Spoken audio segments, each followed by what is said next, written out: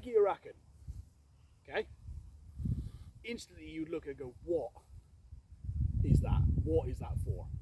Because I'm not a huge fan of using two techniques at the same time with the upper body, let alone one high and one low.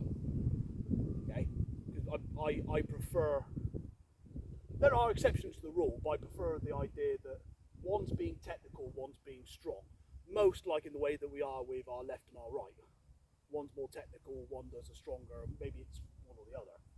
But to do two almost completely different exercises, what is all that about?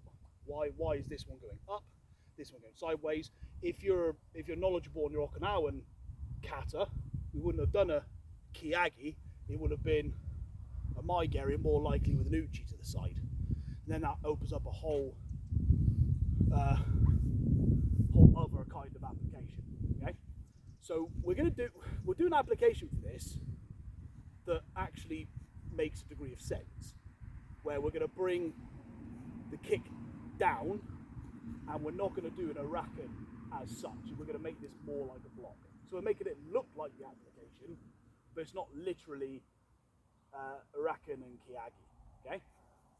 There's a couple of ways we could do this, and it all, again, depends on how the partner reacts, okay? So we'll go for that nice swinging punch again, okay? So just, again, I'm meeting something big with something big, okay? Maybe in this case, if I'm doing it a little bit more like the kata, maybe this is a bit more bludgeoning than like a sharp or maybe a wraparound. Maybe I'm actually, bang, trying to smash this arm. So in this case, this is probably a little more premeditated, okay, in the sense that I'm not going to go, oh, smash. I'm going to, maybe I've seen it coming, I'm going to smash, I'm going to collide with an opposing force, okay, bang. So for a brief moment you're thinking, ow, right? So depending on how you land will determine what happens next as well. So at the moment, I can't do this with the front foot, okay, because my weight's on the front foot. So maybe I'm more likely to be doing this with the back foot, okay? Especially if I'm going opposing the leg. I can do it this way. That opens me up a little bit. But if I've gone bang like this, I'm able to pull in, bang, which hopefully will take the stance out of that leg.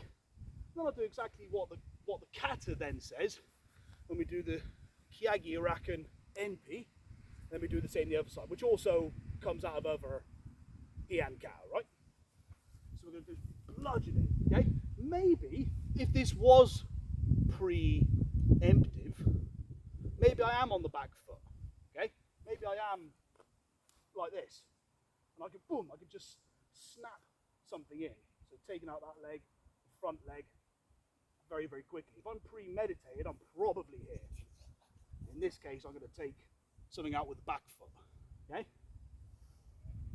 I've got a golden opportunity to go for the head, okay? So I might as well, okay? I'm deaden the arm, slip the arm right up, and go for the elbow to the face, okay? Ideally, going for the mandible, which goes from the upper to the lower part of the chin, okay? That's where a lot of the buttons are, and it lines up perfectly with the forearm and the elbow, okay? If you want to be a little bit meaner, you could go for the neck, but we'll keep this nice and simple, go for the side of the face. If you missed, you can't really go too far wrong, okay? The fact that I'm bringing the hand into this helps, okay? I want you to think of the hand like a meeting point for the elbow, so you really couldn't miss, okay? Especially if they've got hair, especially if they've got a nice knot at the back, that's even more helpful. And we're always taught in kata, don't do this and don't do that. You meet them both in the middle, which is a perfect way that this exercise should be done. Bang, kick, bring the head to the elbow, okay? So like I say, if I miss, if I go too low, or maybe, you know, not necessarily if I miss, maybe the head isn't exactly where I wanted it to be, fights get a bit messy, right? But maybe I clip the chin with the elbow, Not the worst thing in the world.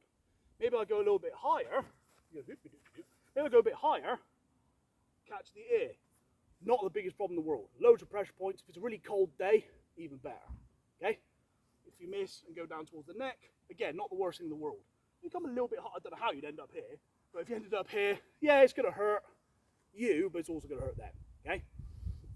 So ideally, I'd like to think that if you bring the hand into it, you really can't miss. Okay? So either, we try both. Try preemptive and go like that, and then you could use the front leg or the back leg. But however you do it, if you do it premeditated, bang like this. However you do, you have to come in straight away. You can't do it from this distance anymore. Especially if I'm going to go for an elbow, I have to come in now. Okay, because now we're going from mid-distance or mid-range distance to short distance, because I'm going from this to this. Okay, as soon as you bring any techniques close to the body, you yourself have to get closer. Okay, so this is big, big against big, big against big. Now we're getting smaller. Smash. Okay, if you really want to be mean, you can do the next application, which is but don't do that. Okay, so you've got a couple to try there. So you can try preemptive, going onto the back leg, or premeditated, going onto the front leg. Okay, have a play.